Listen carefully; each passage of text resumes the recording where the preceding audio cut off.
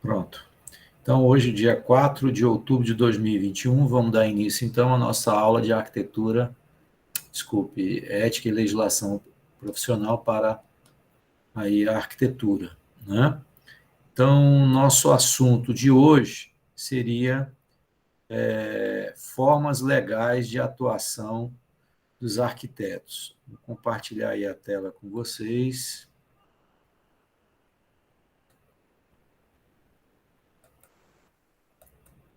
Pronto.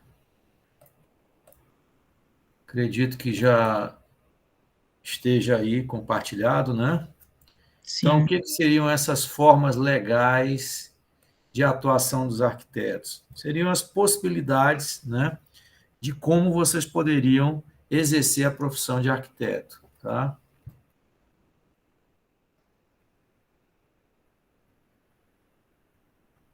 Continua aí compartilhado, porque eu tive que fazer dar um ESC aqui.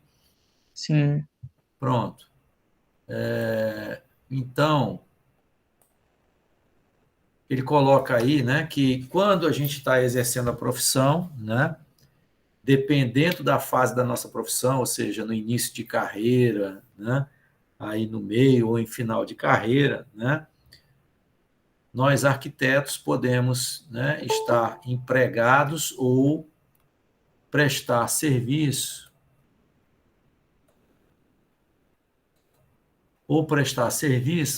através de uma das alternativas legais atualmente existentes, né? Então, a gente pode prestar serviço como autônomo. Por hora, eu vou dar só uma apresentação mais geral, né? Mas depois eu vou explicar alguns prós e contras, né, de cada uma dessas modalidades, tá? Então, você pode trabalhar como autônomo, como empresa, né? E aí, dentro dessa alternativa de empresa, você tem várias possibilidades, né? Você pode ser sociedade civil, você pode ser empresa por cota de responsabilidade limitada, você pode ser EIRELI, né? Você pode ser comandita simples, sociedade anônima, né? Você pode se reunir em cooperativa, né? Vocês já ouviram falar em cooperativa? Talvez não para a prestação de serviços, né, de arquitetura e urbanismo, construção civil, etc., né? Mas vocês já ouviram falar em cooperativa de médicos, né? A Unimed é uma cooperativa, né? Cooperativa de táxis, né? Cooperativa de produtores de mel, produtores de leite, né? Piscicultores, né? Normalmente essas categorias, né, que reúnem uma série de membros, normalmente eles se reúnem e criam um grupo que é assemelhado a uma empresa, né? Porém tem algumas diferenças, né? A questão, por exemplo, da responsabilidade é diferente, né, numa cooperativa para uma empresa, tá? Exatamente por conta dessa questão da responsabilidade é que algumas empresas não aceitam a prestação de serviço, né, por parte de uma cooperativa, tá?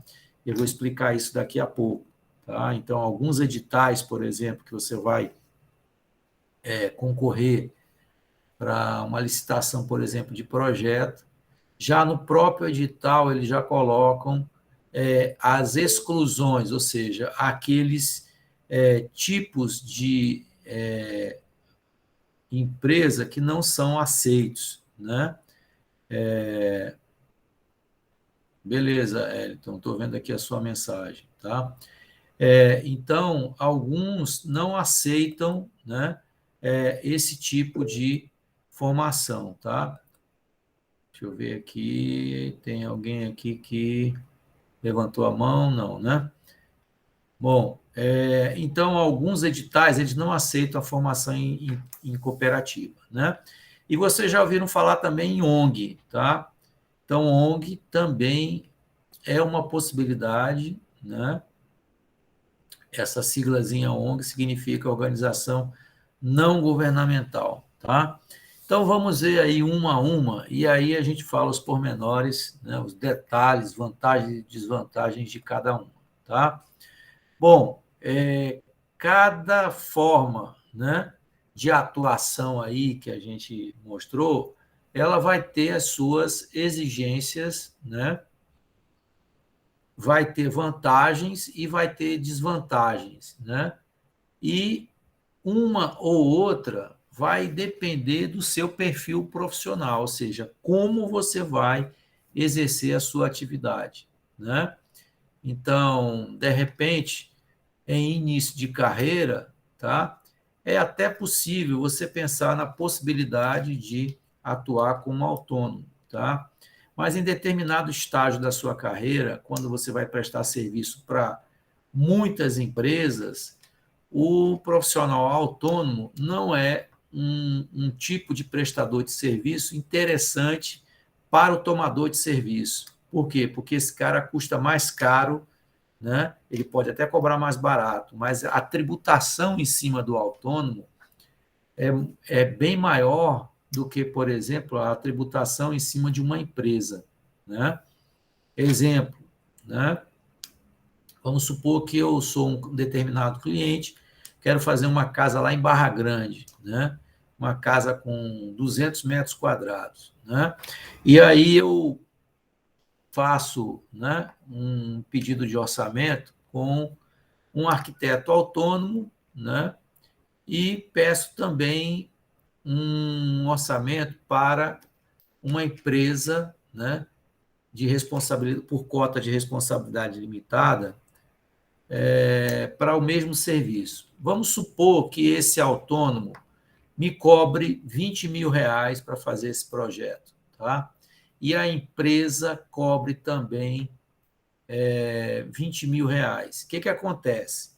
Essa empresa, ao final do serviço, ou durante, seja lá como for, ela vai me passar uma nota fiscal, né? Eu vou receber essa nota fiscal e vou pagar lá os R$ 20.000 para ele. Já para esse autônomo, tá?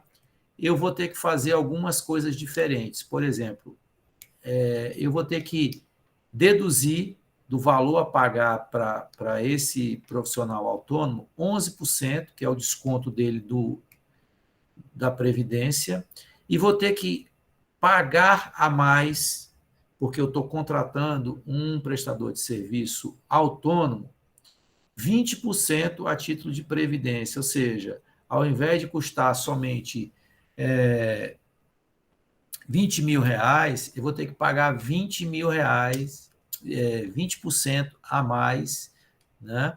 Então, 20% de 20 mil, né? Eu vou ter que pagar 4 mil a mais aí, né? A título de previdência. Então, ele vai me custar aí 20%, né? 20% a mais. Então, eu vou pagar a ele, na verdade, a despesa vai me custar R$ 24.000, tá? É assim, né, que a gente deveria fazer com qualquer profissional autônomo que você contrata na sua casa, um pintor, uma faxineira, né? Só que a gente não faz isso, né? Não é praxe, tá? Mas isso é da lei do autônomo. Então, o que acontece? O profissional autônomo normalmente é um tipo de profissional que não trabalha muito com nota fiscal, tá? Por quê? Porque a tributação é altíssima, tá? Não é só essa previdência que a gente tem que pagar, né?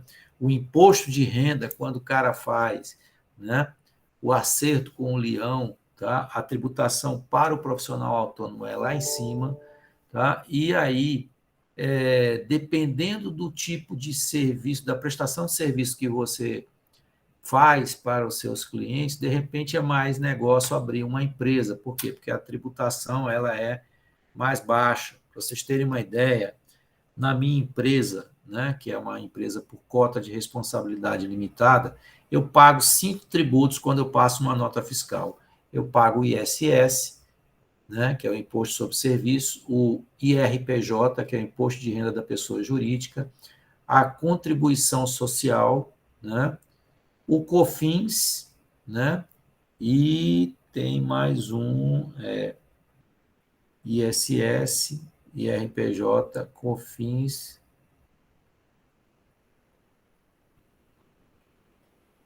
Falta mais um aí que eu estou esquecendo, mas são 5 impostos, né? São 4 federais e um municipal, é IRPJ, PIS, é o PIS, né? É o IRPJ, PIS, COFINS e a contribuição social, né? E o ISS, tá?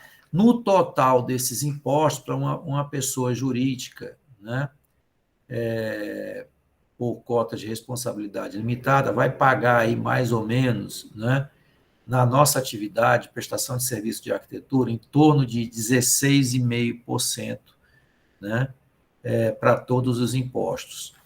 Lá no autônomos, para vocês terem uma ideia, só o imposto de renda é 27,5%. Ele ainda vai ter mais 11% de previdência, que vai ser descontado na nota fiscal avulsa que ele vai tirar, e o ISS, né, se for consultoria, 3%, aqui em Teresina, se for projeto, 5%, tá? Soma tudo isso aí para você ver quanto é que dá, né?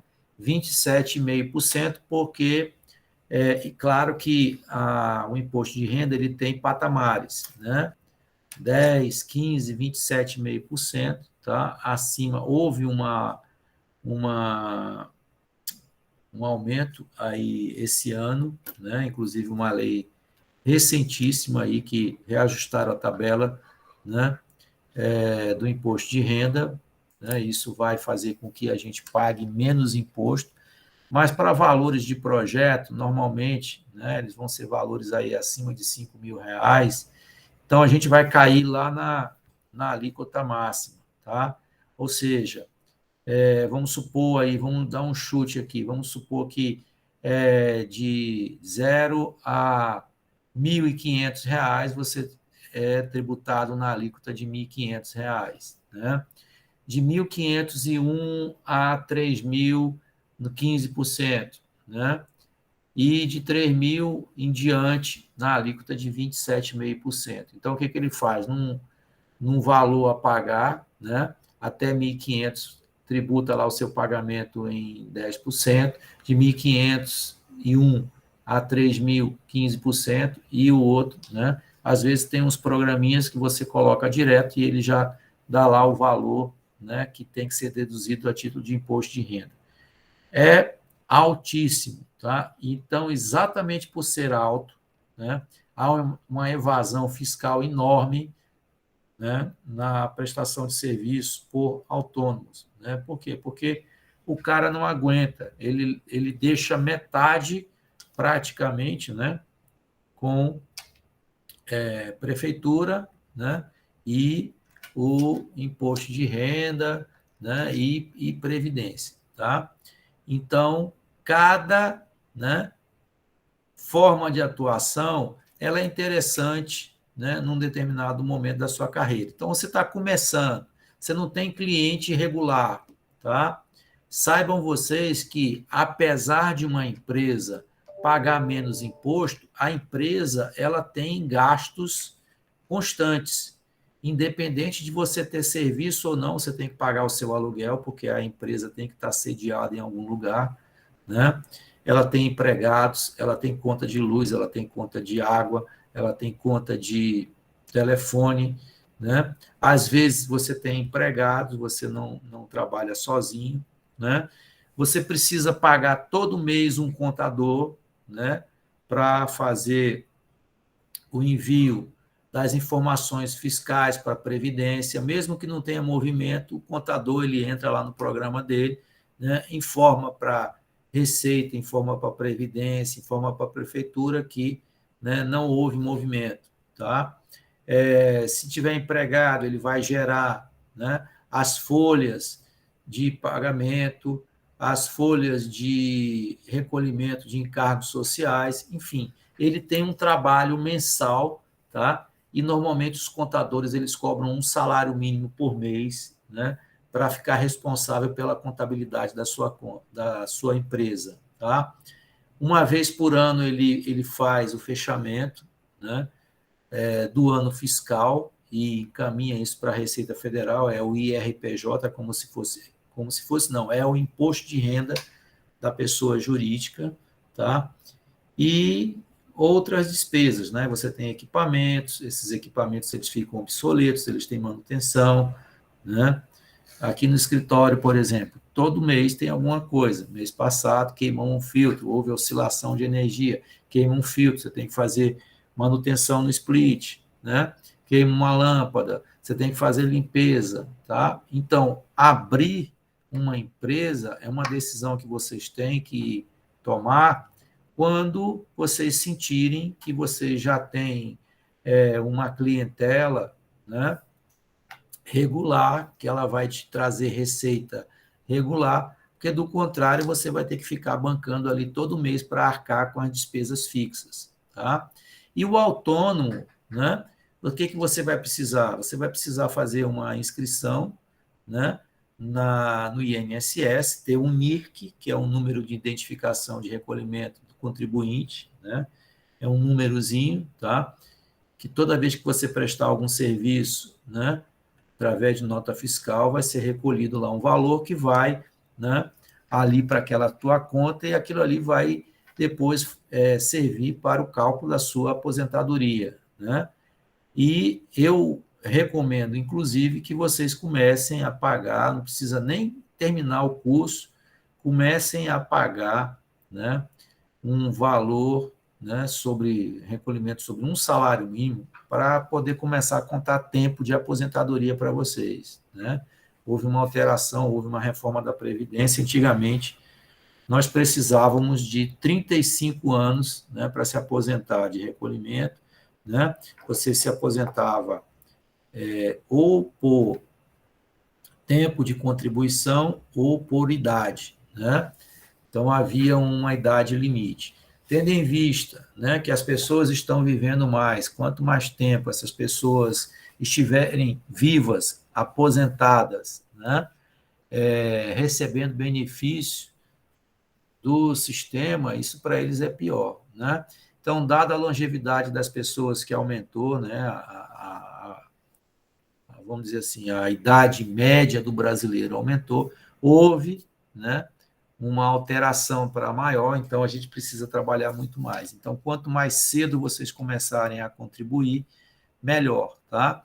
Então, vocês podem começar a recolher como autônomo contribuição sobre um salário, tá? Então, vocês vão pagar aí 11% em cima de um salário. E aquilo ali vai ser um contador, né? Quando vocês lá na frente, hoje ninguém está se preocupando com isso, mas quando vocês estiverem lá na frente, vocês vão pensar, se eu tivesse ouvido lá o professor Ricardo, eu teria começado a pagar, né, quando eu estava lá no quinto período, no quarto período da faculdade, já ganhava aí 2 anos e meio, né, do meu curso não, do meu tempo, para eu me aposentar mais cedo, né? Bom, vamos ver aí um a um, né? Então, esse aqui até eu já adiantei um pouquinho para vocês, né? Fase do profissional de arquitetura. Então, prestador de serviços ocasionais. Você faz um projetinho aqui, outro projetinho ali, né? Ou seja, não tem regularidade, né? Então, o arquiteto, né, como está dito aí, ó, que é recém-formado e ainda presta serviço de maneira ocasional e sem tanta formalidade assim, tá? Essa aqui é, né, uma modalidade interessante, tá? Então, ele está dizendo aí que ainda não vive inteiramente de projeto de arquitetura, tá? Então, é o prestador de serviço, né? Aliás, aquele lá é o ocasional. O autônomo, né? Ele diz que é um arquiteto já formado, tá?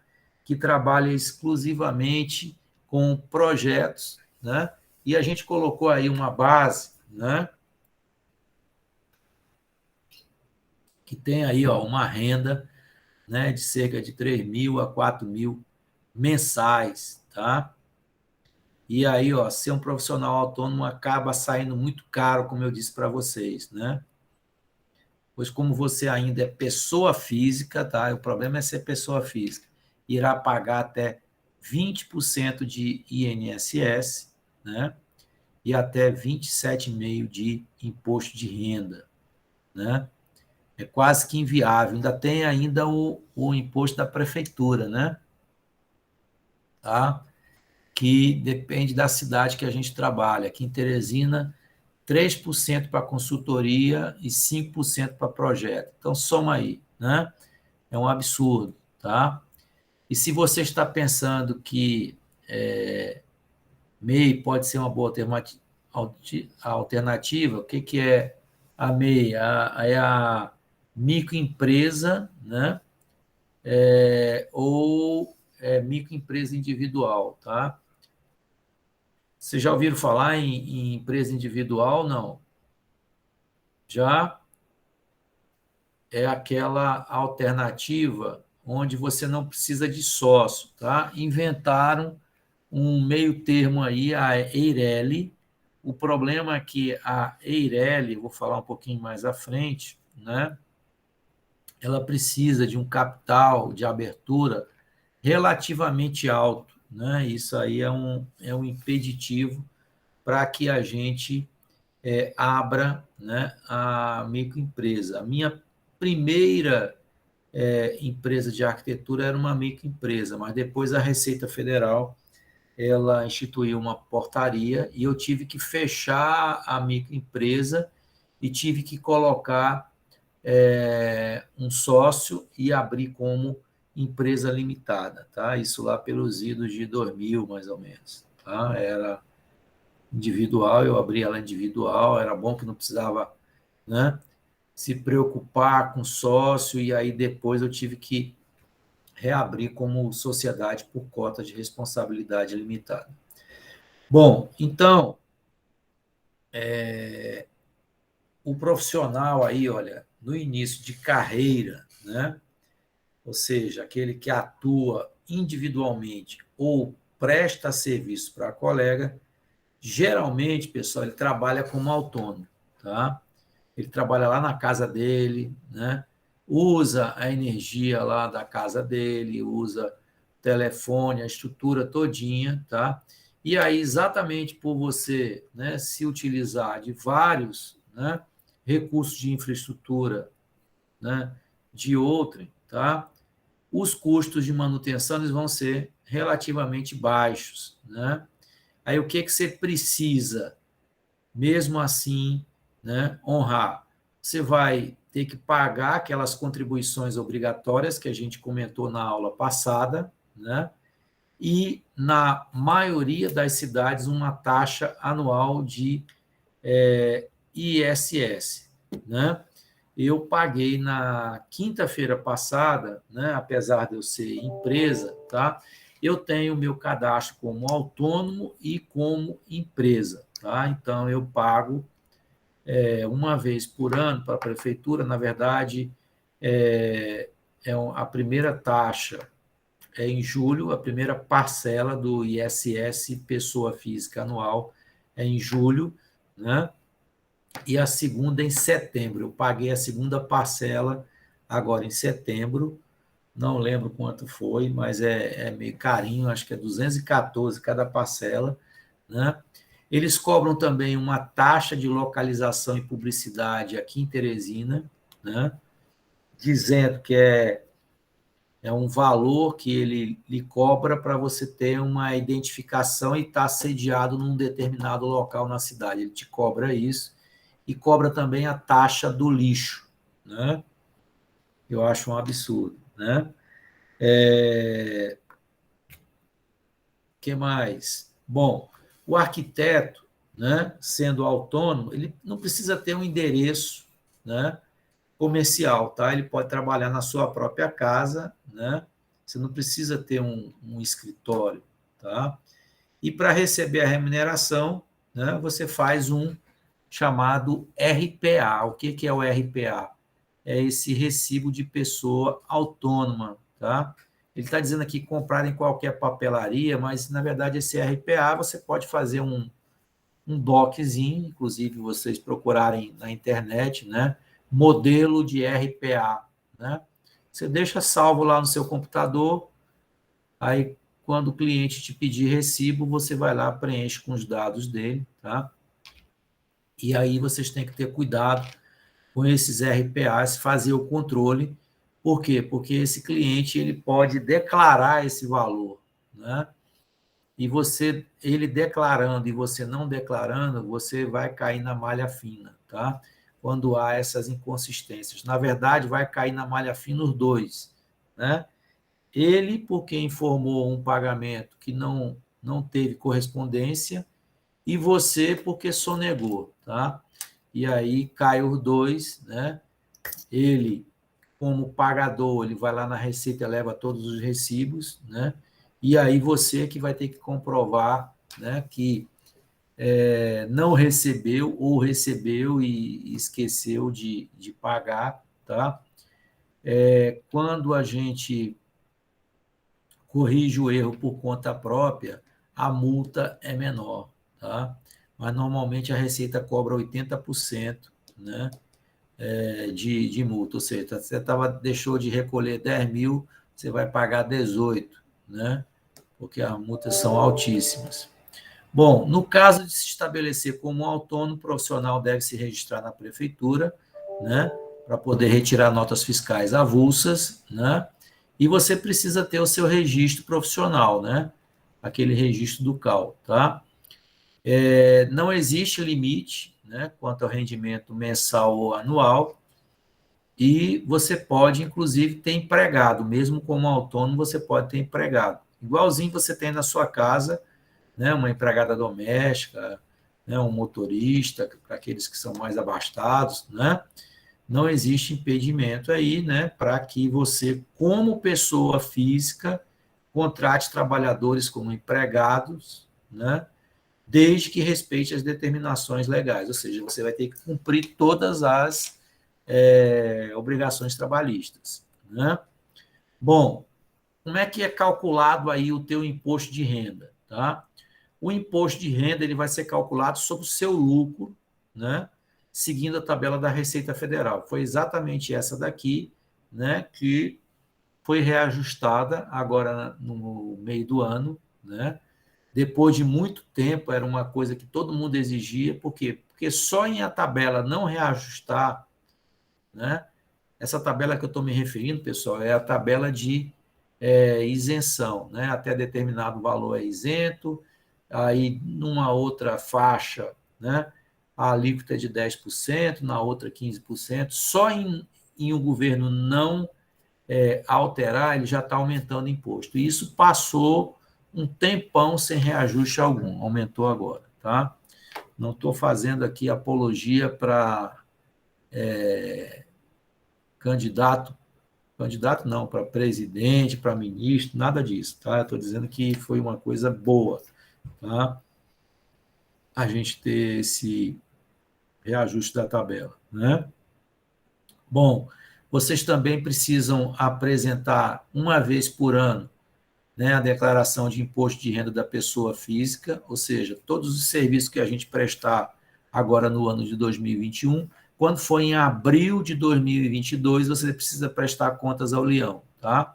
Então, como é que isso é feito? Você baixa um programinha, um aplicativo, né, no site da Receita, que começa a ser disponibilizado, acho que em fevereiro, né?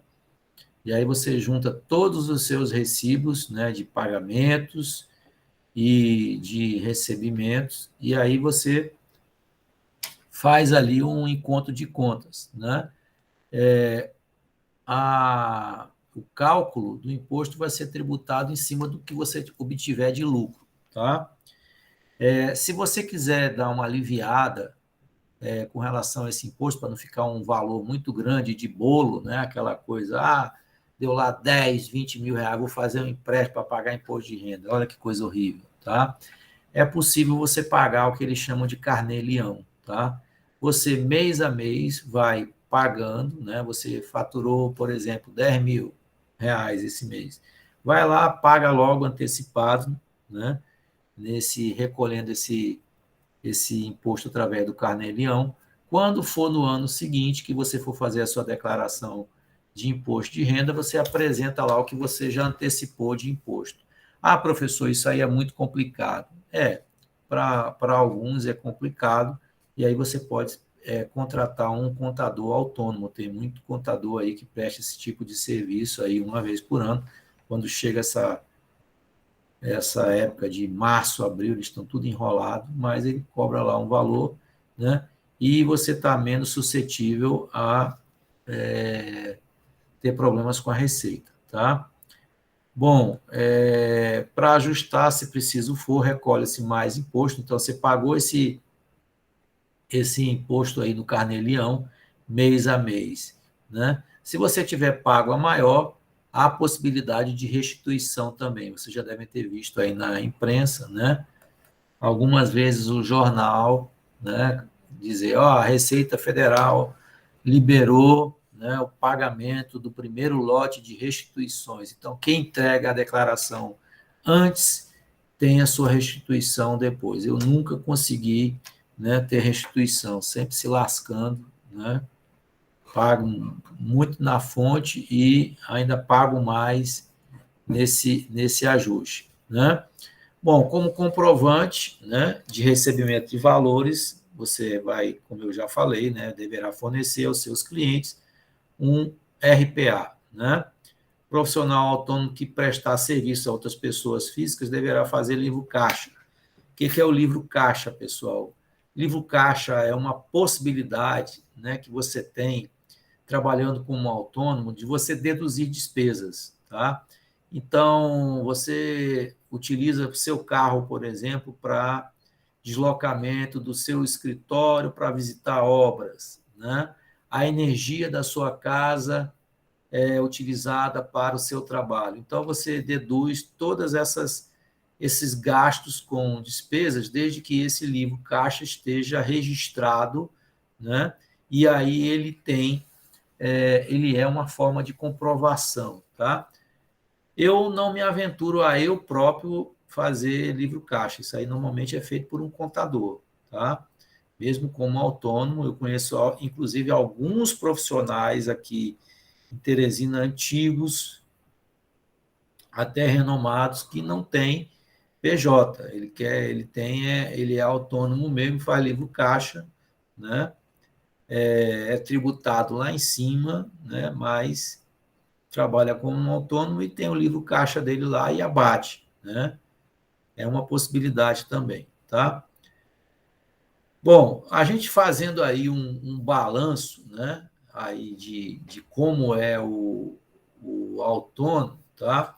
A gente poderia deduzir que o percentual total, né, de desconto ele é elevado e desanimador. Vocês já perceberam que metade você deixa para o fisco, né? E, além disso, para garantir sua aposentadoria, né, e assistência médica, tá? É necessário que o profissional contribua mensalmente com a Previdência Social, né? Através de carnê específico. Então, você vai lá ali num desses postos da Previdência, aqui na Zona Leste tem um ali na João 23, ali próximo à Gelta, né? Faz sua inscrição e paga uma contribuição. Eu comentei com vocês que era 11%, na verdade é 20%. Desculpe, tá? Esses percentuais aí são difíceis aí da gente decorar tudo, né? Então, contribuindo em cima de um salário, né, 1.100, tá? É 20% aí em cima de 1.100. Aí você paga e aí aquilo ali é um contador, né, de tempo para a sua aposentadoria, tá? E o seu benefício ele vai ser calculado em cima das contribuições. Houve uma modificação antigamente, na regra antiga, era calculado, né, o valor da sua aposentadoria em função dos 10 maiores, era um negócio assim, tá? Hoje parece que é calculado em cima de tudo, tá? Então, quanto mais você contribuir, tem um teto limite, né? Se não me engano, é 700, aproximadamente R$ 700 por mês, tá? Esse é o limite de contribuição, né? Mas o mínimo é 20%, né? Então, R$ 700 seria o máximo de contribuição e 20% seria o mínimo né, de contribuição aí, né, que um trabalhador pode contribuir. Bom, os altos impostos, né, devidos pelo autônomo e as exigências de mercado, né, têm levado, então, um número cada vez maior de profissionais a procurar uma alternativa, tá? Ou seja, alternativa a essa possibilidade de trabalhar como autônomo.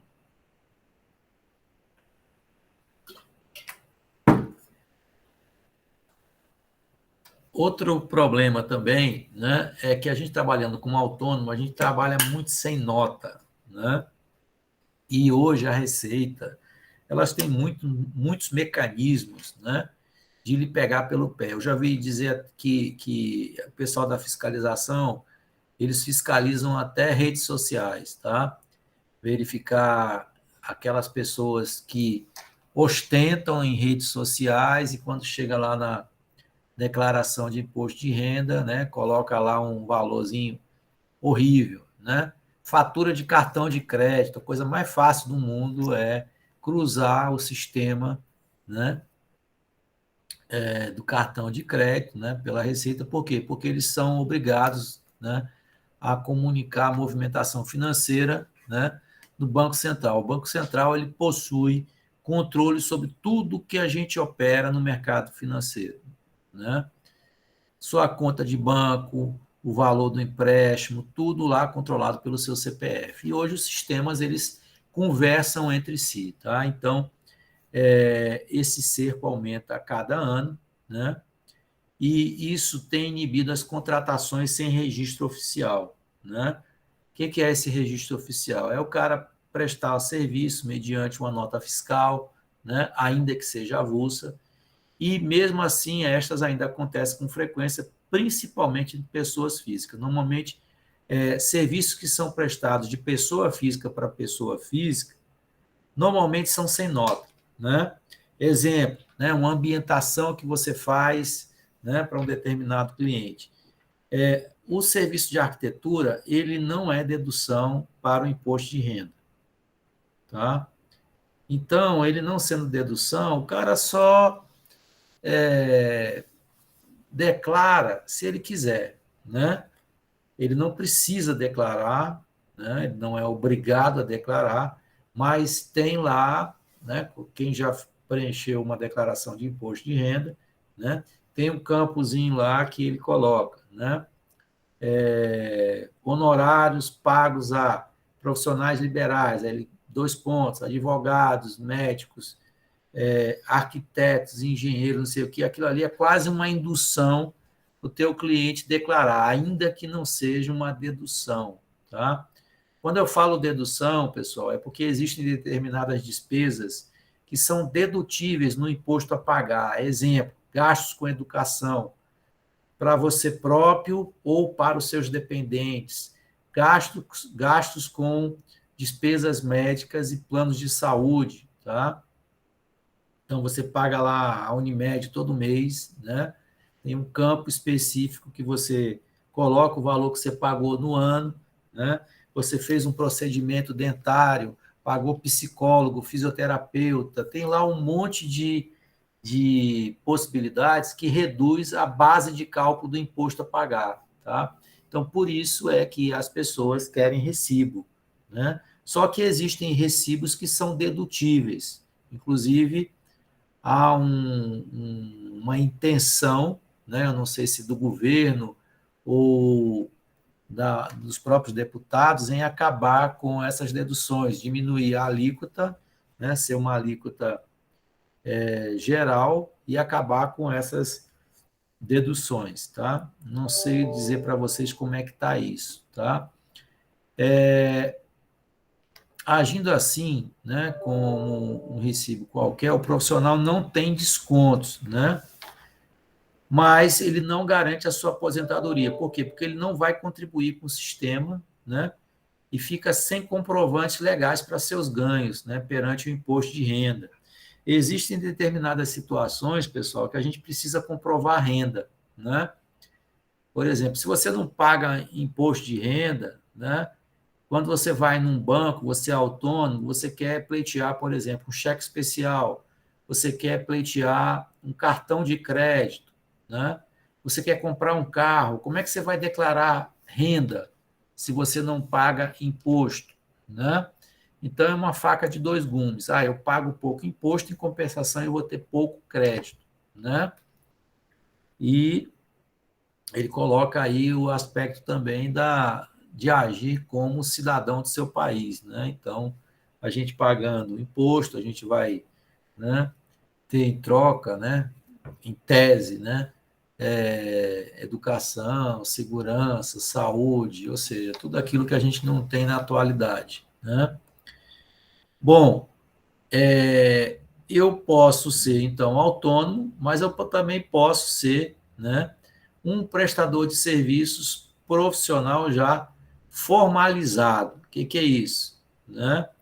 Esse tipo de profissional aqui são aqueles, né, arquitetos que já estão estabelecidos, né, que já têm uma regularidade, ou seja, tem uma carteira de clientes que, né, tem ali uma, né, certa regularidade e tem uma renda fixa estável e desejam, então, formalizar a empresa, né? Então, eu já tenho, né, o fulano de tal, que todo mês, né, ou, sei lá, de 3 em 3 meses, eu tenho outros, então, um compensa o outro, então, tem ali mais ou menos uma, né, fonte regular de recursos que podem, né, fazer com que eu assuma compromissos, tipo um aluguel, eu posso ter um empregado, né, eu posso pagar a minha conta de luz, tá? E quando isso acontece, né, ou seja, que você toma essa decisão, né, de se formalizar e ter uma empresa de verdade, primeira coisa que você tem que fazer, né, segundo ele, é escolher o tipo de empresa, né? Eu já citei algumas aqui no início da nossa aula de hoje, tá? Escolher o tipo de empresa é o formato jurídico, né? O porte e o regime tributário, tá? Então, você pode ser microempresa, né? Você pode ser optante do simples, né? Você pode ser uma EPP. A minha empresa, por exemplo, é uma EPP, é uma empresa de pequeno porte, né? São empresas que têm um faturamento de X a Y, né? Então, existe o estatuto, né, da microempresa, da empresa de pequeno porte, né? E aí você precisa decidir, tá? Uma boa consultoria para isso é o seu contador, né, ou um advogado, né, para fazer o termo de constituição da empresa. Lá, né, ele vai definir, né, o termo de constituição da empresa seria como se fosse uma espécie de certidão de nascimento da empresa. Lá você vai colocar o endereço onde ela vai funcionar, né, quem são os sócios, o capital social, né, que abriu a empresa, ou seja, como se cada sócio casasse lá um valor, né? Define os percentuais das cotas de cada sócio. Tem dois sócios, vai ser 50% para cada um, ou um sócio vai ser majoritário e o outro minoritário. É muito comum, né? Você às vezes tem o capital, né? E aí você chama uma outra pessoa, mas o prédio, né? A sede é sua, os móveis são seus, ou seja, o investimento é todo seu, e o outro sócio ele vai entrar só com trabalho. Então, é justo que esse segundo sócio ele tenha um percentual menor em relação, né, ao sócio que casou ali a maior parte. Tá? E aí se calcula isso em termos percentuais, né? E aí, então, faz-se o termo de constituição da empresa.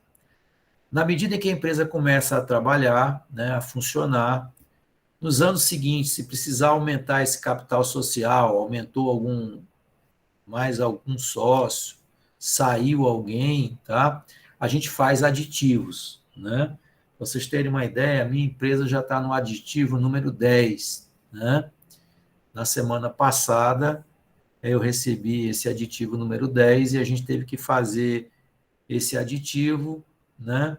por força de uma nova atividade que surgiu dentro do âmbito da empresa, né? Nós temos o imóvel, né, que foi locado, e dentro da descrição das atividades da minha empresa tinha prestação de serviço de arquitetura e engenharia, perícia, desenho técnico.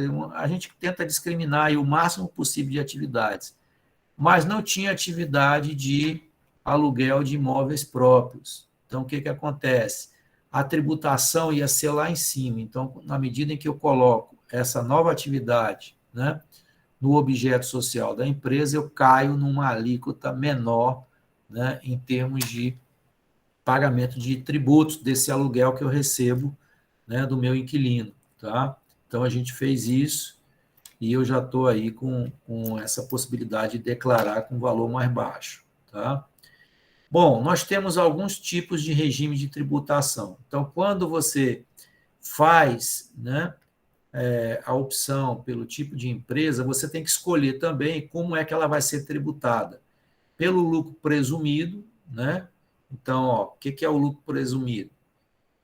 Como o próprio nome informa, é um regime que presume quanto de lucro seu escritório de arquitetura terá, tá? Então, para profissões regulamentadas, essa é a melhor modalidade, pessoal, né? Esse valor de carga tributária atualmente é normalmente de 16,33% do valor total de seu faturamento. É exatamente isso aqui o que eu pago hoje, né? No total daqueles 5 tributos que eu falei para vocês, tá? ISS, IRPJ, PIS, COFINS, contribuição social, tá? São 5. Então, é ISS, IRPJ, PIS, COFINS e contribuição social. Tá? São esses 5 impostos. Tá?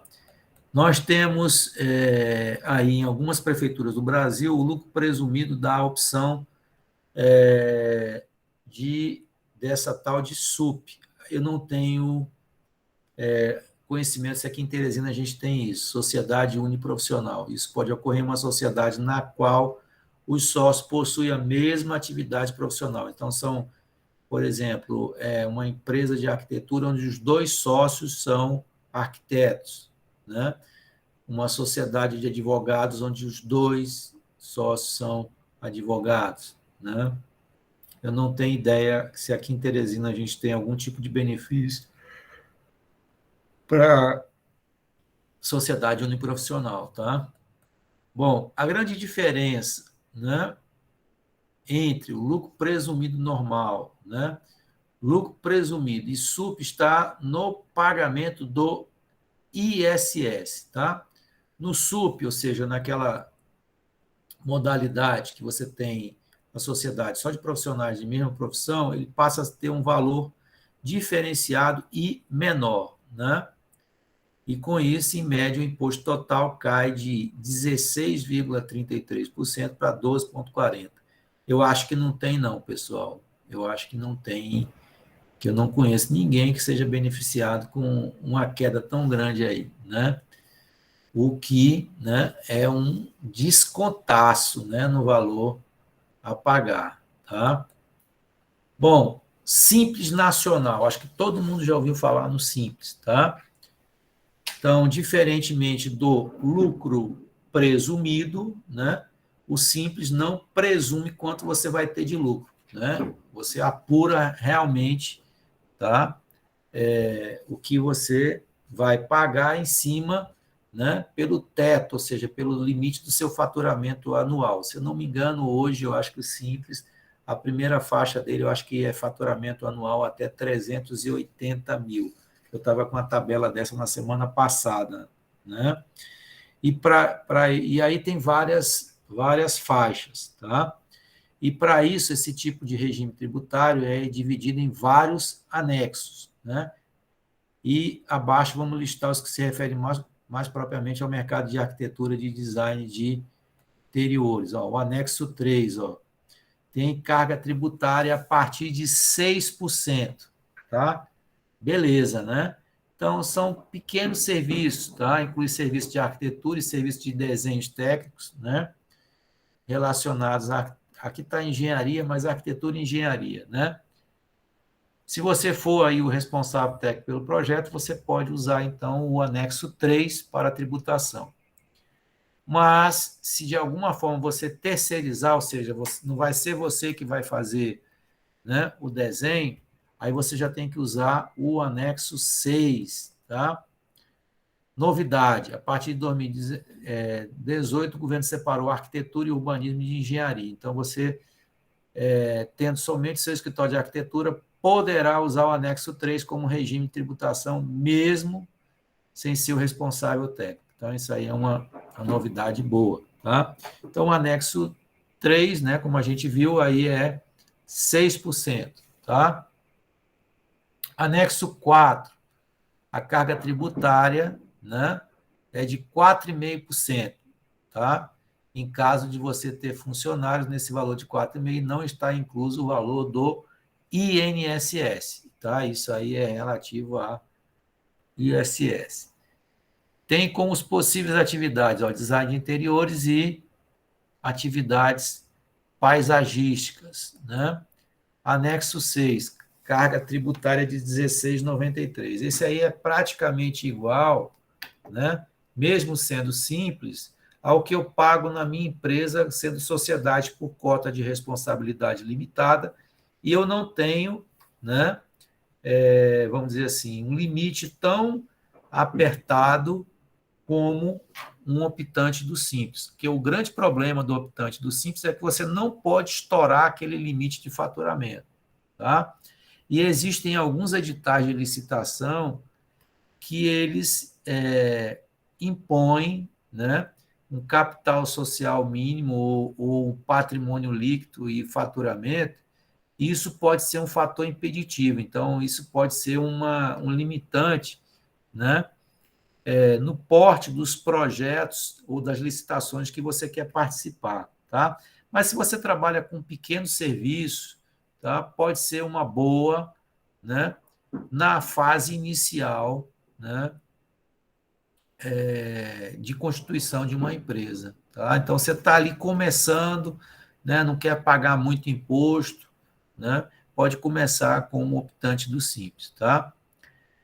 Bom, vamos ver, discutir agora, pessoal, o porquê, né, que é importante nós trabalharmos de forma, né, de maneira, vamos falar assim para não ficar uma coisa redundante, de maneira formal. Tá? A gente começa aí o discurso dizendo que pode parecer que, né, não faz diferença, né? Pode parecer que não faz diferença, que ninguém vai notar, né? Que não é um critério para a escolha, mas é sim, tá? Uma empresa legalmente, formalmente constituída, ela passa uma imagem, né, no mercado de uma empresa mais sólida, né? Ou seja, você formalizado impacta, né, muito mais para o seu cliente quanto para você também, tá? Vamos ver aí algumas vantagens, né, da gente funcionar aí de forma legal, tá? Mostra profissionalismo e maturidade, essa eu acabei de falar, né? Você consegue se organizar financeiramente, porque o grande problema da gente trabalhar como autônomo é a gente misturar aquilo que é da empresa com aquilo que é nosso, pessoa física, tá? Isso é horrível, tá? Inclusive a tributação vai lá para cima, tá? Outra questão importante, você sendo empresa, né, você pode emitir notas fiscais. Vocês sabem como é que eu emito nota fiscal? Antigamente eu tinha bloco, eu tinha que contratar serviço gráfico. Vinha um cara aqui de tempo em tempo na minha empresa, né? Normalmente os blocos de notas fiscais, eles tinham validade de 2 anos. Quando terminava aqueles 2 anos, eu utilizando ou não o bloco, eu tinha que descartar não, eu tinha que cancelar aquelas notas fiscais e fazer um novo bloco, tinha que pegar autorização na prefeitura, tá? Hoje não funciona mais dessa forma, hoje eu tenho acesso ao ISS digital, tá? Eu entro com a minha senha de usuário, né? E aí eles têm um maior controle, por quê? Porque eu emito a nota fiscal, o sistema dele já detecta, aquilo ali já é um fato gerador de imposto, e se eu não pagar o imposto, aquilo ali já aciona a fiscalização. Antigamente a gente passava a nota num bloco, né? E tinha que comunicar para a prefeitura que passou a nota. Então, o sistema de fiscalização era muito mais difícil, tá? Passando nota fiscal, né? Então, a gente evita o risco de sonegação de imposto, multa, entre outros problemas. Tá? Bom, a gente paga também, sendo empresa, a gente paga menos imposto de renda, né? Como a gente já demonstrou, né? No comparativo entre ser autônomo e ser empresa. Né? Então, a gente sai, por exemplo, de quase 50% por mês, né? Quando você passa uma nota fiscal, né? Como autônomo, para 16,33, sendo uma empresa limitada, por exemplo, ou até menos, né, sendo optante do Simples, como a gente viu, né, se utilizando do anexo 3, né, que é o que é permitido hoje para, né, empresa de arquitetura. Né? E a melhor parte, né, mais dinheiro no seu bolso. Né? Por quê? Porque você vai economizar impostos, né, e aí você vai poder investir em outras coisas, né, dentro da sua empresa e vai acelerar mais ainda, né, o crescimento do empreendimento. Tá? Bom, vamos falar um pouquinho agora da composição contábil, né, do escritório de arquitetura. Bom, nós temos, né,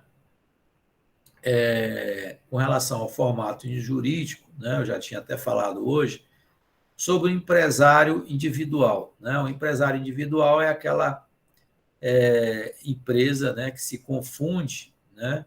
Na verdade, é uma pessoa física que se confunde com uma empresa, então é uma empresa de um sócio só, e com responsabilidade ilimitada. Esse aqui que é o grande problema, vou explicar já já. Tem um eventual problema judicial, né?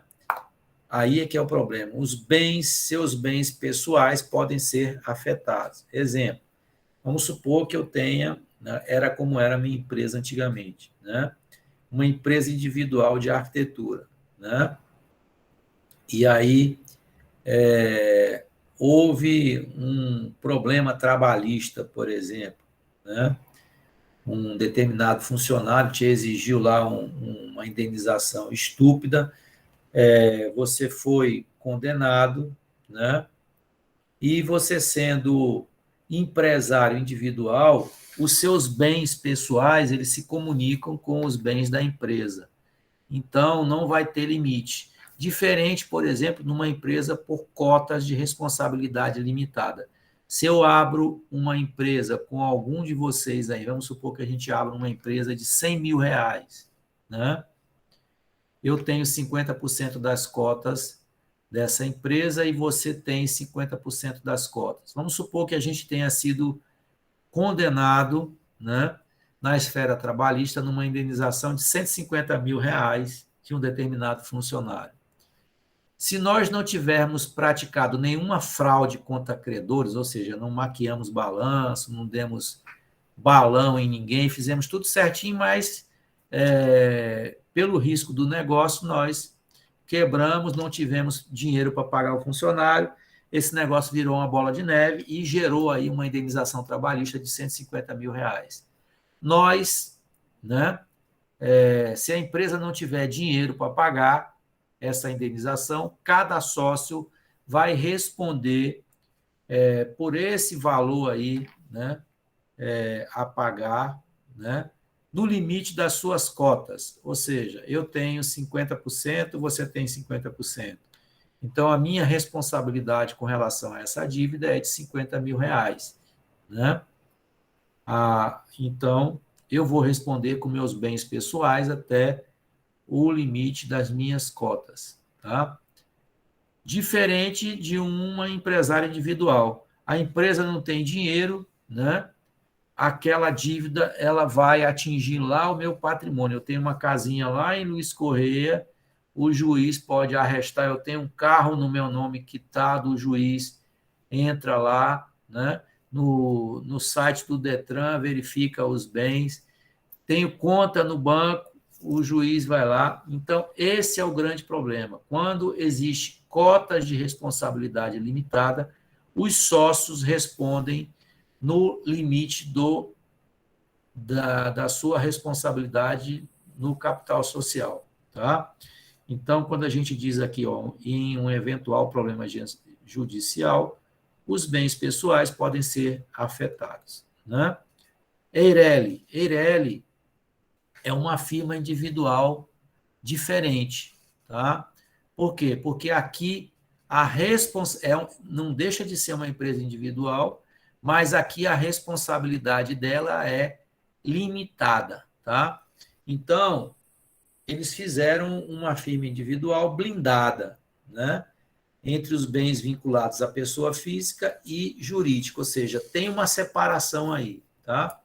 Mas a Eireli tem um grande problema. Para você abrir uma Eireli, né, você precisa registrar que a empresa tem patrimônio de pelo menos 100 salário mínimo de capital social. É como se você pegasse ali, R$ 100.000 e casasse ali para abrir a empresa. Então, esse fator aí é um fator impeditivo que a maioria das empresas que são abertas de forma individual, elas sejam Eireli. Então, eles abrem naquele formato comum, né, onde você pode abrir uma empresa com R$ 5.000, porém, sabendo que você tem aquela vinculação do seu patrimônio pessoal com o patrimônio da empresa. Né? Sociedade limitada. Pessoal, esse aqui é o modelo mais comum, né, de empresa que a gente conhece. Tá? A minha empresa, por exemplo, ela é LTDA. Tá? Então, aqui é o modelo mais comum e mais conhecido de todos. Né?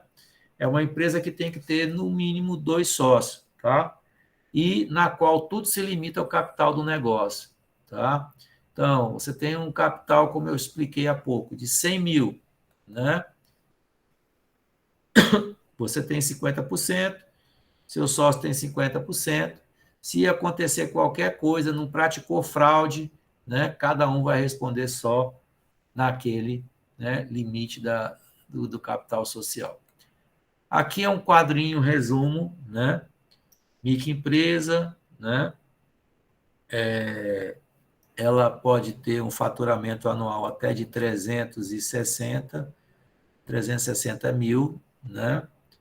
EPP, essa aqui é o porte da minha, tá? É uma empresa que tem um faturamento anual acima de 360 mil, porém com um limite de 4.800.000, né? Passou disso, você já vai para um outro porte, tá? Com isso aqui, eu consigo fazer um monte de coisa, né? Participo de um monte de licitação, tá? Não quis me enquadrar como microempresa por força dos contratos que a gente tinha, que eram superiores a isso aqui, então você fica um pouco engessado. Se você vai trabalhar, né, com pequenos projetos, 360 mil dividido por 12, né, daí 30 mil por mês, né, é também um valor, né, relativamente folgado, né? Pode ser que você tenha crédito de um mês para o outro, então um mês faturou 10 mil, outro mês faturou 50. O importante é que não ultrapasse esse limite, porque aí você já passa para a faixa seguinte. Tá?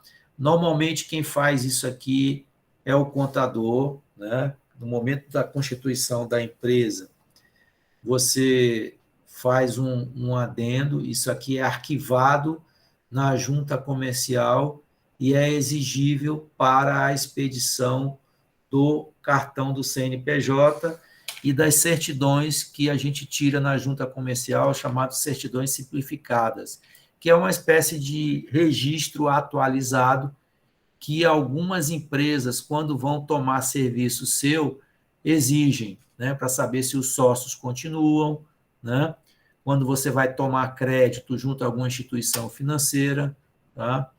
São informações importantes. Bom, modelos de tributação, né? só fazendo um resumo do que a gente falou hoje, né? Falamos do Simples Nacional, né? Do lucro presumido, né? Que é aquele que você presume, né? Um determinado lucro, né? E SUP são aquelas sociedades uniprofissionais, né? Que têm um regime diferenciado de tributação, então, em algumas cidades eles têm esse tipo de modalidade. Bom, a maioria das empresas, né, ela faz a seguinte composição, né? Quando você vai trabalhar em num determinado modalidade, né, você avalia se a, a possibilidade de trabalhar como empresário individual, né, tem seus prós e tem seus contras, né? É aquele empresário, né, que vai ter somente ele de sócio, né? Porém, pode abrir com capital social bem pequenininho, mas os bens da empresa, né, vão se confundir com os bens, né, pessoais. A microempresa, ela já é uma empresa, né, pode ter mais de um sócio, mas tem limitação em termos de faturamento, né? E você pode ser optante do simples. Então, você precisa avaliar, né, o seu caso, né, e a melhor pessoa para nos ajudar com relação a isso é um contador. Escolha um contador de confiança, né, e ele vai preparar toda a documentação, vai lhe ajudar, você vai ter essa mesma conversa que nós estamos tendo aqui, tá? Digo a vocês que essa formalização, ela exige um pouquinho mais de maturidade, então comecem a trabalhar, comecem como autônomo, né? Vocês vão tirar lá o seu CAL, né? Que é obrigatório para começar a trabalhar, seja como empresário, seja como autônomo, né? Faça o seu registro na Previdência, tire lá o seu NIRC, que é o número de identificação, né? De recolhimento de contribuição, tá? E aí, 6 meses, um ano, sinta como é que está o mercado, né? Se vale a pena abrir agora ou adiar isso um pouquinho, tá? Então, a pessoa que vai lhe ajudar a decidir com relação a isso é o seu contador, né? Bom, então, eu falei aí inicialmente, né, os mais comuns, mas a gente tem outras modalidades. Essa daqui não tão comum para o profissional de arquitetura, de engenharia, mas é possível nós nos reunirmos também em formato de cooperativa. O que é uma cooperativa? Pode ser um grupo de arquitetos e urbanistas, né? Não precisa ser tudo arquiteto, pode ser arquiteto, urbanista, pedreiro, tá? Bombeiro, tá? Às vezes reunido com outros profissionais ou técnicos e mão de obra qualificada. E podem se reunir para construir uma cooperativa de serviços, ou seja, uma pessoa jurídica, né, apta a concorrer no mercado de trabalho, né? Professor, se é tão interessante assim, por que todo mundo não se reúne em forma de cooperativa, tá? Porque tem também as suas desvantagens, tá? Para vocês terem ideia de como são reunidas as cooperativas, né, existe uma lei, que é essa 5.764, né, que define que as cooperativas têm que ter, no mínimo, 20 pessoas, né, com interesses comuns. Tá? Então, pode reunir aí arquiteto, engenheiro, pedreiro, técnico de edificações, etc., tá? Que vão se reunir de forma espontânea, tá? Onde cada um vai tentar o quê? Beneficiar-se mutuamente no aspecto socioeconômico. Por isso é que essa modalidade cooperativa ela é muito comum, por exemplo, para taxista, para produtor de leite, para produtor de mel, né? Para médicos, tá? Porém, as cooperativas, né, elas têm uma natureza jurídica própria. E aí é que vem uma desvantagem para a gente trabalhar em alguns tipos de coisa.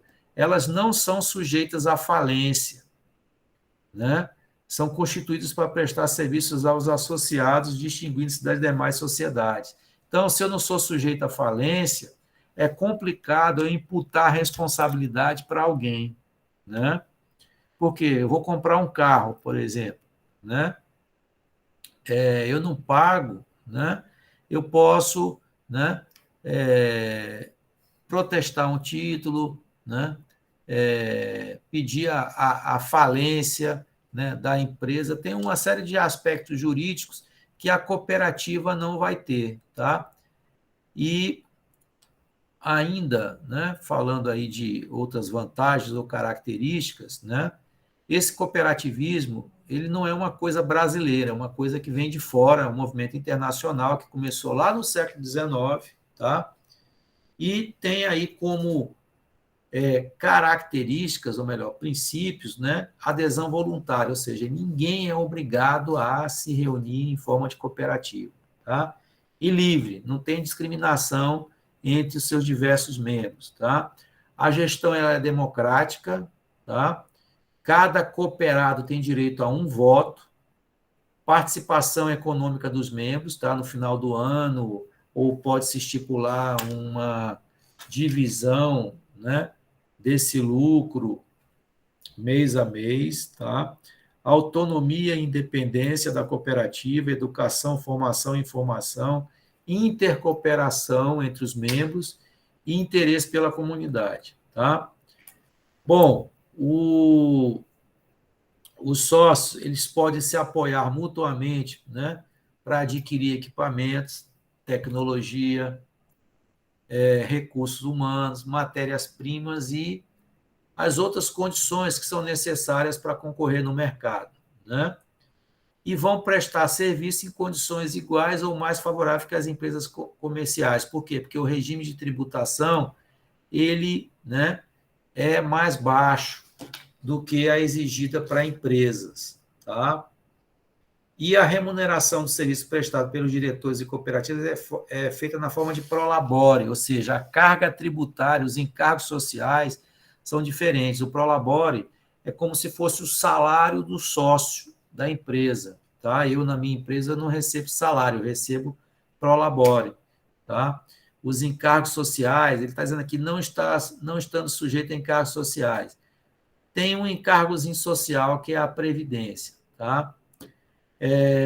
No sistema de cooperativa, né, aquilo que sobra no final do exercício, eles são distribuídos proporcionalmente entre os detetores das cotas partes ao final do ano fiscal.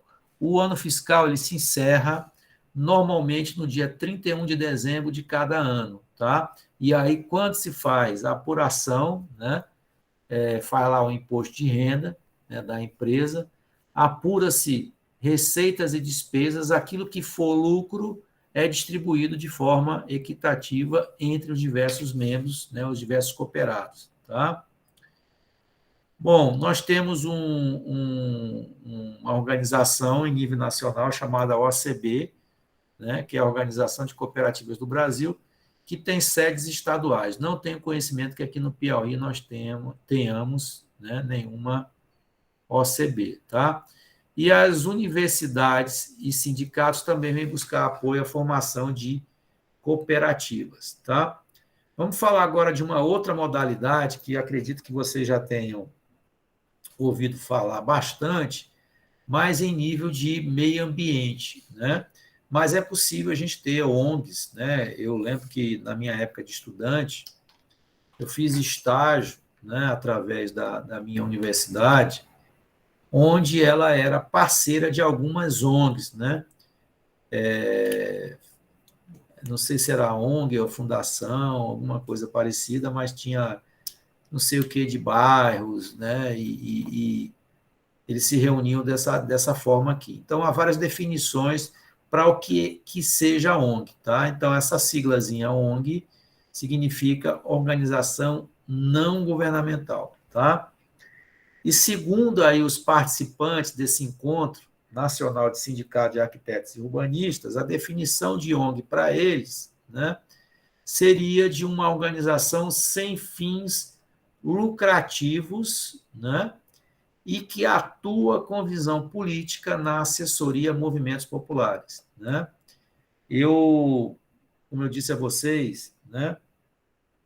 Quando eu era estudante, eu tinha uma bolsa, né? E essa bolsa, a forma de contrapartida que eu tinha era participar dos programas que a minha universidade participava. Então, nós tínhamos lá um bairro chamado Rio Comprido, né?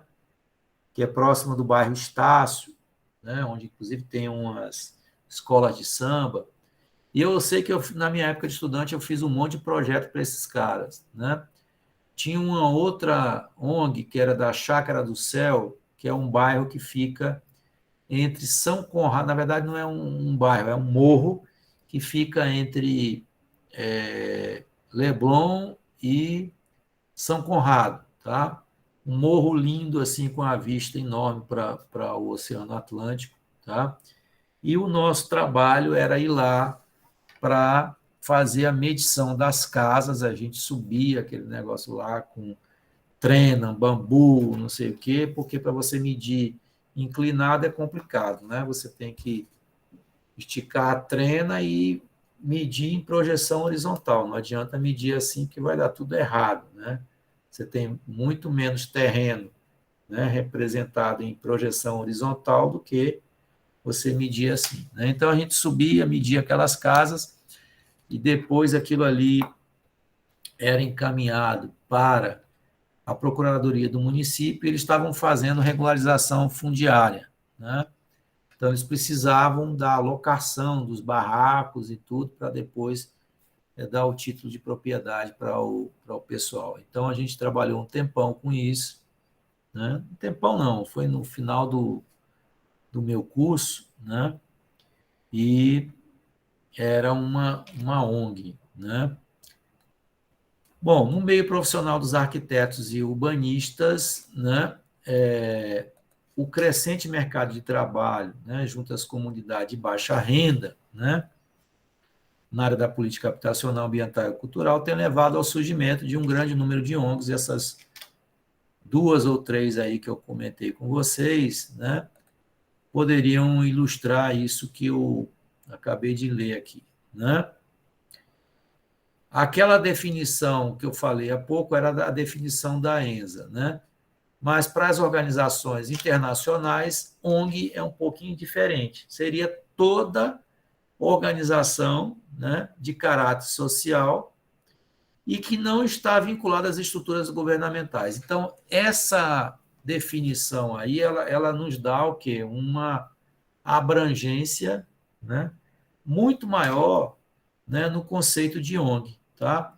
Não estou, né, vinculado às estruturas governamentais, eu sou ONG. Né? Então, ó, a gente poderia, com essa conceituação aí, né, entender que os movimentos populares, sindicatos, fundações, né, ligadas às grandes empresas, né, entidade de assessoria a setores públicos, seria tudo ONG. Né? Essas que eu falei para vocês, né, era uma fundação, era uma associação de moradores do Rio Comprido, lembrei agora, Associação de Moradores do Rio Comprido. Ela poderia, né, se encaixar aqui nessa, né, definição aí do que é ONG, tá? Mas, né, segundo aí o autor que nós escolhemos, essa não é a realidade cultural brasileira, na qual normalmente a gente reconhece, né, mais como ONG as sociedades civis sem fins lucrativos, né, cooperativas, institutos e fundações, tá? Essa seria, vamos dizer assim, a definição mais aceita para o que seria a ONG. E a gente pode também, né, fazer uma ONG, né, de prestação de serviço, né, de arquitetura, para trabalhar com mutirões, né, alguma coisa parecida. Né?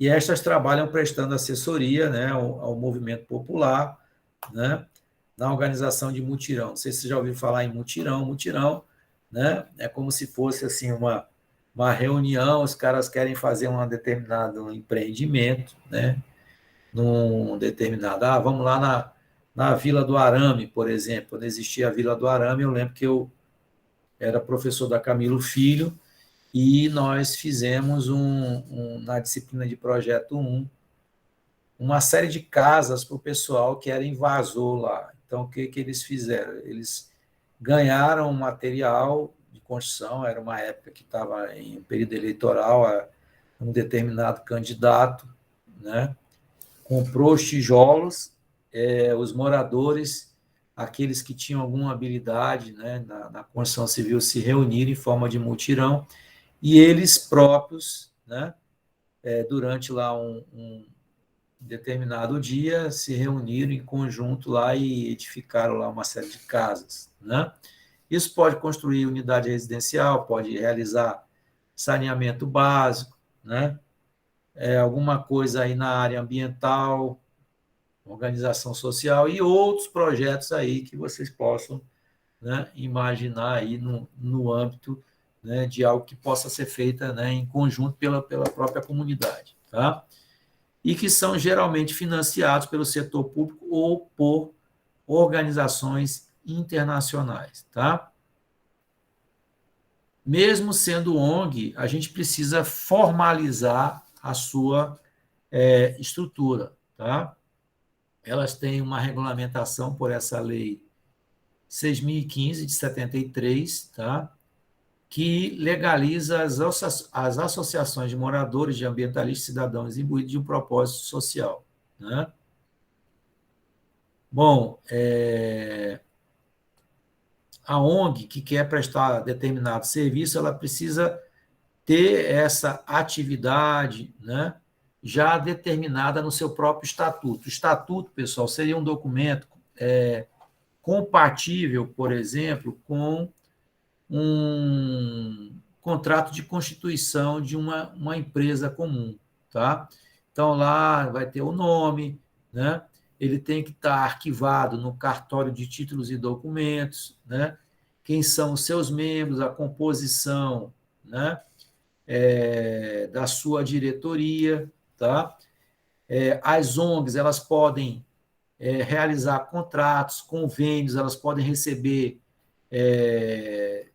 recursos do exterior, né? Mas tudo isso tem que estar lá nos seus estatutos, né? Eu acho que eu já comentei com vocês que eu sou rotariano, né? Eu sou presidente do Rotary Club de Teresina Pissarra, tá? É o maior clube, né, do Rotary no distrito Piauí, Ceará e Maranhão, né? E nosso clube, ele realiza, né, uma série de ações sociais, né? Eu posso citar aqui, por exemplo, a gente reformou lá a cozinha, né, da PAI, a cozinha, não, a sala de aula da PAI, na Associação dos Cegos nós fizemos a cozinha, refeitório, e ultimamente, desde 2015, nós temos ajudado de forma perene uma ONG chamada Associação Fraternidade O Amor é a Resposta. Fica na Vila Ferroviária, e a gente já fez uma série de intervenções lá, sala digital, sala de balé, bazar da comunidade, que é uma espécie de lojinha onde eles recebem doações e aquilo ali, o que é vendido, é transformado em recursos. Fizemos uma oficina de motos, fizemos um consultório dentário, um consultório para psicologia. Vamos fazer agora a cozinha, reforma da cozinha, fazer uma cozinha industrial e um refeitório, porque eles atendem a toda a comunidade da Vila Ferroviária. Conseguimos um projeto emparcerados com um clube lá de Singapura, né, onde nós vamos ter um aporte aí de $200.000, R$ 200.000, e isso vai ser aplicado na Vila Ferroviária para testagem de Covid, dispensa de álcool e capacitação do pessoal, né, para fazer essa testagem, enfim. É uma forma, né, de você ajudar, né, e essa associação Fraternidade o Amor é a Resposta, ela tem convênios com outros organismos, inclusive internacional, a Caritas, né, que é uma ONG alemã, né, que vem através, se não me engano, da Igreja Católica. Ela está com uns voluntários através do ISICS, né? Tem acho que são três, não são cinco, são três voluntários do Equador que estão lá fazendo um trabalho bem interessante com reciclagem de lixo. Se vocês quiserem conhecer, fica ali em frente ao Hospital da Polícia Militar, tá? E esse trabalho lá, ele é um trabalho bastante interessante porque ele tirou da rua um monte de crianças que poderiam ter sido adotadas pelo tráfico, que lá é uma região, né, bastante complicada, e depois da atuação dessa ONG, eles têm conseguido salvar um monte de gente, né? Tem pessoas lá que vão agora para a seletiva do judô, né? Inclusive para disputar torneios aí em nível nacional, né? Porque eles têm lá a sala de balé, que também tem aula de artes marciais, cursos promovidos nessa sala digital. A gente fez um emparceramento com o Senac, eles estão dando curso, né, de web design, informática básica, intermediária, enfim, está capacitando um monte de gente, né, através dessas intervenções. Então, eu contribuo, né, com meu trabalho voluntário através da minha profissão, né? E assim, nós, dentro do Rotary, somos profissionais liberais, empresários, cada um contribui da forma como pode. Nós temos donos de construtora, eles dão a execução, tinha o pessoal da Florence, que deu os móveis, aí tem o médico, né, que vai lá e faz o plantão, por exemplo, no combate à catarata, e é um trabalho bem, bem interessante, pessoal. Bom, eu agora vou falar a última coisa, né? Quais são os documentos necessários para você abrir uma empresa, né? Então, a gente viu aí uma série de características, né? De algumas. Claro que uma aula como essa é muito pouco tempo, a gente está quase 8 horas da noite aí, né? Falando, e teria muito mais, mas eu tenho que falar muito, né? Em pouco tempo, tá? Vocês já devem ter percebido como é importante, né, a figura, né, desse profissional chamado contador, né, para organizar a nossa empresa. Então, a contabilidade, né, vai ser uma parceria que vocês vão ter que escolher com muito cuidado. Então, né, aqui vão alguns documentos, né, aí sugeridos por um contador, né, que vocês vão precisar para dar início, então, nesse passo, né, que alguns aí estão mais próximos do que outros, tá? Mas, basicamente, é uma carteira de identidade, né? Carteira de identidade, eu não sabia, tem prazo de validade, né? Não aparece de forma clara, mas me parece que são 10 anos, né? Comprovante de endereço onde será a empresa, né? Número de recibo da última declaração do imposto de renda, né? Ou cópia do título de eleitor do sócio ou dos sócios, né? Vai depender de quantos sócios vai ter, né? E cópia do IPTU, onde será a empresa, tá? A partir daqui, pode ser que surja a necessidade de novos, né, documentos, mas basicamente, para começar, é isso que está aí, né? Aí depois, né, dela aberta, aí você precisa fazer o registro, né, no CAL, né, da pessoa jurídica. Aí o CAL vai exigir os documentos dele, né, e alguns outros cadastros. Mas basicamente, para abrir, é isso aí, né? E você entrega isso para o contador redige normalmente, é assinado por um técnico em contabilidade, um advogado, assina você, assina o outro sócio, se for o caso, e duas testemunhas, tá? Hoje o processo é todo eletrônico, tá? Inclusive, por força disso, eu sou obrigado a ter certificado digital, né? Eu tenho um certificado digital que eu compro de tempos em tempos. A última renovação que eu fiz foi ano passado, eu comprei um de 3 anos, fica lá no escritório de contabilidade, é como se eu estivesse assinando todos os documentos que meu contador faz. E eu tenho um certificado digital instalado no meu notebook, porque nessa época de pandemia, como a gente não podia sair de casa, eu comprei um para ficar dentro do meu próprio notebook. Então, isso aí facilita muito a vida da gente. Então, pessoal, basicamente, né, o que eu queria conversar com vocês hoje era sobre isso, né? Queria saber se alguém tem alguma dúvida sobre tudo que foi falado aqui hoje. Ainda estão aí? Sim, professor. Assim, com relação a mim, assim, dúvidas vão existir no sentido que é um assunto muito amplo, né? Eu ainda também Isso. sou, não me despertei ainda para descobrir esses assuntos com receita, aliás, com relação a essa papelada, essa burocracia, que é uma área assim que eu ainda vejo que eu tenho que acordar muito ainda. Então, para mim ainda assim, há muitas dúvidas, mas eu creio que como o senhor falou, é pouco tempo, né, durante essa aula para a gente entender, e eu creio também que Ah, no objetivo da disciplina a gente não vai se aprofundar tanto, assim, né, não, mas eu creio que deu sim para esclarecer muita coisa hoje, né, principalmente nas formas de atuação e a diferença entre o autônomo e a empresa, né, que é isso. algo que eu ainda, que eu gostei muito de ver, né, e que eu estava, assim, com umas certas dúvidas ainda.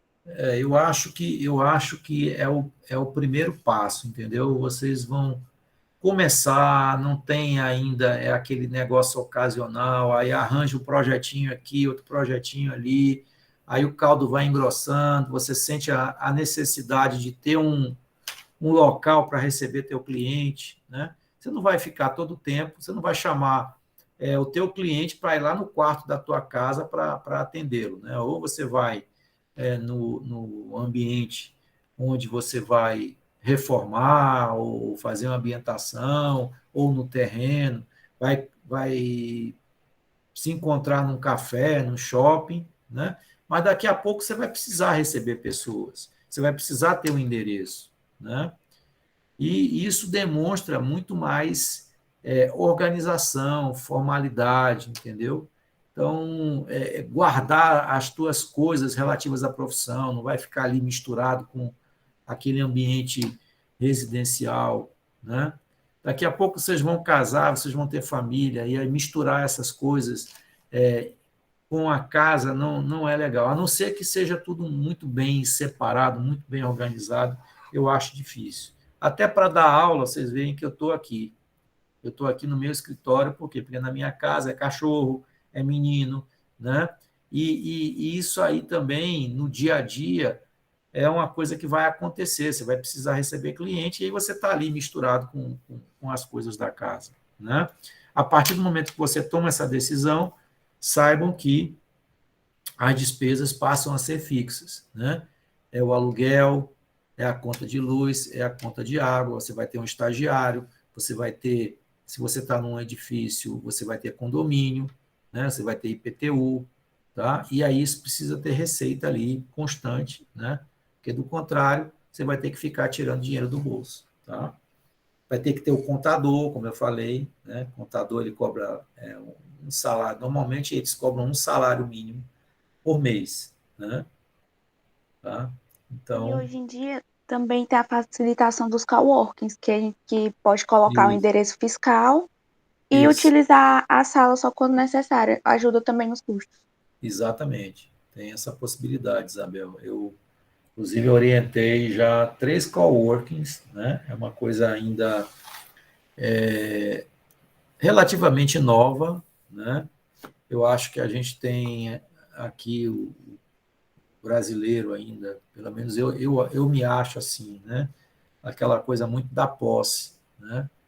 Então, a gente vê essa coisa como uma coisa bem distante, né? Eu acho que a geração de vocês já está pensando até um pouco diferente, né? O pessoal não está fixando tanta raiz, né? Na minha época, ou na época dos meus pais, tá? O cara, quando ele pensava em investimento, ele pensava o quê? Comprar terreno, comprar imóvel, né? Coisas fixas, né?